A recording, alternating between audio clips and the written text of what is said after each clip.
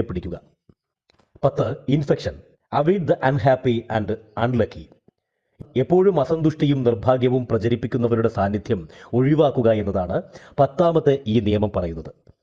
അസന്തുഷ്ടിയും നിർഭാഗ്യവും ഒരു പകർച്ചവ്യാധിയാണ്. അവർ ചുറ്റും ഉള്ളവരിലും ഇത് പടർത്തും.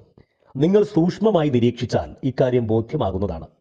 രാവിലെ ഇളം പുല്ലു തേടി ഇറങ്ങിയതാണ് മുയൽക്കുട്ടി. വയർ നിറഞ്ഞു കഴിഞ്ഞപ്പോൾ കുറച്ച് വിശ്രമിക്കാമെന്നായി.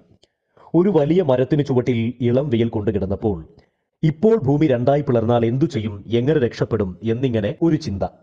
പെട്ടെന്ന് മരത്തിനു മുകളിൽ നിന്ന് ഒരു ചില്ല അടർന്നു വീണു. ഭൂമി പിളർന്നതാണെന്ന ധാരണയിൽ മുയൽക്കുട്ടി ഓടാൻ തുടങ്ങി. വഴിയിൽ കണ്ട മൃഗങ്ങളോട് ഭൂമി പിളർന്നു വരികയാണെന്ന് പറഞ്ഞു. രക്ഷപ്പെടാനായി അവയും മുയലിനു പിന്നാലെ കൂടി.